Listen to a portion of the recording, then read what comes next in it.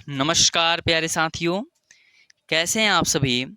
आशा करता हूँ आप सभी बहुत अच्छे होंगे, स्वस्थ होंगे और मन लगा करके आप अपने बिहार बोर्ड की परीक्षा की तैयारी काफ़ी अच्छी तरीके से कर रहे होंगे। साथियों, आज हम लोग Bihar board class 10th Hindi के चैप्टर 12 मेरे बिना तुम प्रभु। साथियों, यह काव्य खंड का सबसे अंतिम चैप्टर है मेरे बिना तुम प्रभु, जिसके कवि हैं रेनर मारिया रिल्के। बात करें साथियों रेनर मारिया रिल्के के बारे में, तो इनका जो जन्म है वह प्राग ऑस्ट्रिया, जो कि वर्तमान में जर्मनी में है, 4 दिसंबर 1875 ईस्वी को इनका जन्म हुआ था। इनके पिताजी का नाम जोसेफ रिल्के और माताजी का नाम सोफिया था। और इनके निधन की बात करें तो इनका निधन जो है 29 दिसंबर 1926 ईस्वी को हो गया। अब आइए हम इस चैप्टर के ऑब्जेक्टिव प्रश्नों को पढ़ना प्रारंभ करते हैं। साथियों, मेरे बिना तुम प्रभु आपके काव्य खंड का सबसे अंतिम चैप्टर है और यहाँ से भी काफ़ी कम मात्रा में ही ऑब्जेक्टिव आपकी परीक्षा में रहते हैं, लेकिन हमें एक एक प्रश्न को याद करना है ताकि आपकी परीक्षा में एक भी प्रश्न ना छूटे। तो चलिए प्रारंभ करते हैं। मेरे बिना तुम प्रभु पाठ का पहला ऑब्जेक्टिव प्रश्न कि मेरे बिना तुम प्रभु के कवि हैं। Option A Rainer Maria Rilke, option B Jibanananda Das, option C Biren Dangwal या ऑप्शन डी कुंवर नारायण। तो मेरे बिना तुम प्रभु के कवि कौन है जी? रेनर मारिया रिल्के। ऑप्शन ए आपका सही उत्तर हो जाएगा। दूसरा नंबर प्रश्न है कि मेरे बिना तुम प्रभु शीर्षक कविता किस भाव की है? रौद्र भाव की, भक्ति भाव की, वीरता भाव की या श्रृंखला भाव की? तो मेरे बिना जो तुम प्रभु शीर्षक कविता है वह भक्ति भावना की है। ऑप्शन बी आपका सही उत्तर हो जाएगा। तीसरा प्रश्न है कि मेरे बिना तुम प्रभु कविता का हिंदी रूपांतरण किसने किया? धर्मवीर भारती, प्रेमचंद, डॉक्टर संपूर्णानंद या ऑप्शन डी है रघुवीर सहाय।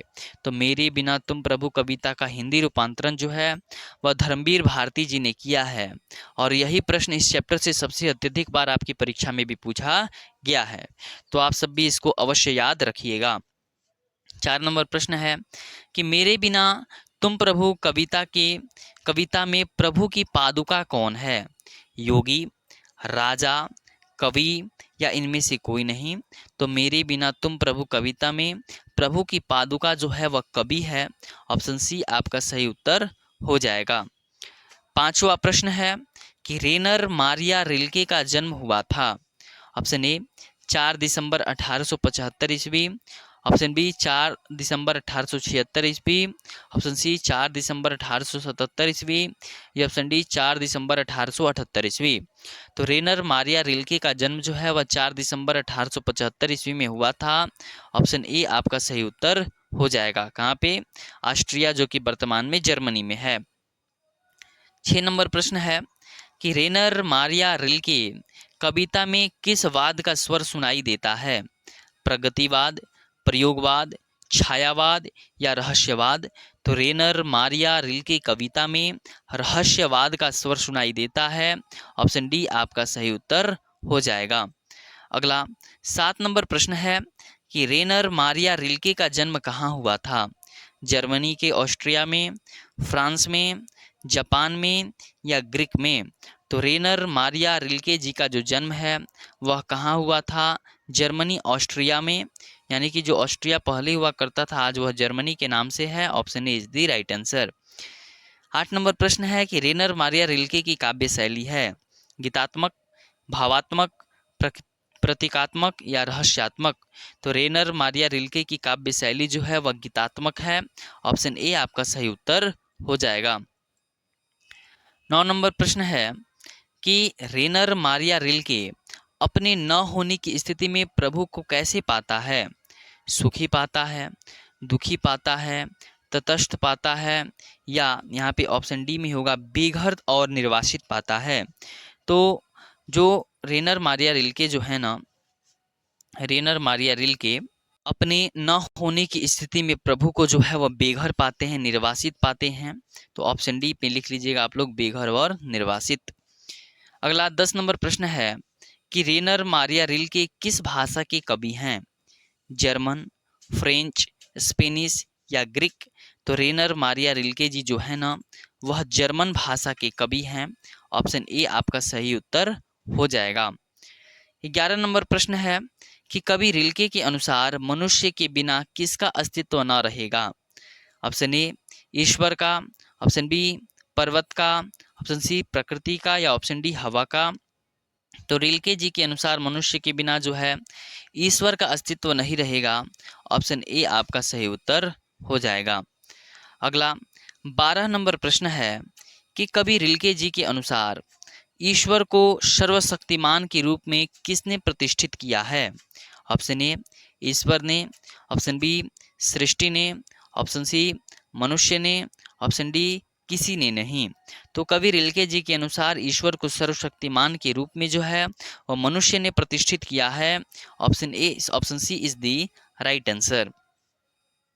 13 नंबर प्रश्न है कि कवि किसका संदार लबादा गिर जाने की बात करता है। और यह भी प्रश्न काफी महत्वपूर्ण है।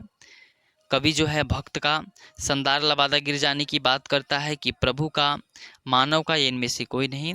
तो प्रभु का संदार लबादा गिर जाने की बात करता है। ऑप्शन बी आपका सही उत्तर हो जाएगा। 14 नंबर प्रश्न है कि कवि के अनुसार भक्त किस रूप में है। जलपात्र, मदिरा, वेश और वृत्ति, या सभी। तो कवि के अनुसार जो है वह भक्त जो है वह जलपान की मुद्रा में भी है, मदिरा की रूप मुद्रा में भी है, या वेश और वृत्ति के रूप में भी है। Option D is the right answer. 15 number प्रश्न है कि कवि रेनर मारिया रिल्के किनके चरणों में छाले पड़ जाने की बात करते हैं। मानव के, पशु के, प्रभु के, या नारी के। तो कवि रेनर मारिया रिल्के जो हैं वह प्रभु के चरणों में छाले पड़ जाने की बातें करते हैं। Option C is the right answer. 16 number प्रश्न है कि कवि की नर्म सैया पर कौन विश्राम करता है।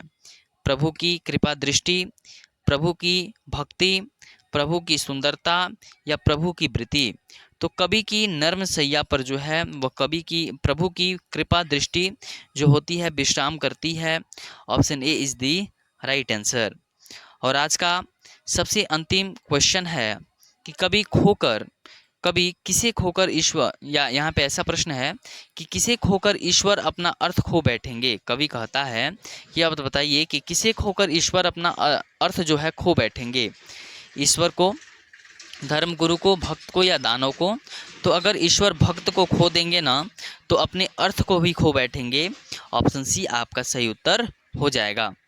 तो साथियों आज के हम लोग इस क्लास में मेरे बिना तुम प्रभु जो कि रेनर मारिया रिल्के के द्वारा रचित है, इस चैप्टर के 17 ऑब्जेक्टिव प्रश्नों को पढ़े। आशा करता हूँ आपको यह सारे प्रश्न अच्छी तरीके से याद भी हो गए होंगे। फिर मिलते हैं। अब हम लोग, आपका हिंदी का गद्यखंड भी खत्म हो चुका है, काव्यखंड का भी ऑब्जेक्टिव खत्म हो चुका। अब हम लोग वर्णिका जो कि दही वाली मंगम्मा चैप्टर है, ढहती विश्वास पाठ है, फिर आपका माँ चैप्टर है, नगर चैप्टर है, ठीक है, और धरती कब तक घूमेगी पाठ है। अब इन चैप्टर के भी ऑब्जेक्टिव प्रश्न जल्द ही हम आपके समक्ष प्रस्तुत करेंगे। तब तक आपको जितना भी ऑब्जेक्टिव अभी तक प्रदान कर दिया गया, यानी कि काव्यखंड और गद्यखंड के ऑब्जेक्टिव को आप लोग बहुत ही अच्छी तरीके से याद कर लीजिएगा। चलिए, बहुत ही अच्छी तरीके से आप अपनी तैयारी को करते रहिए। बहुत बहुत धन्यवाद।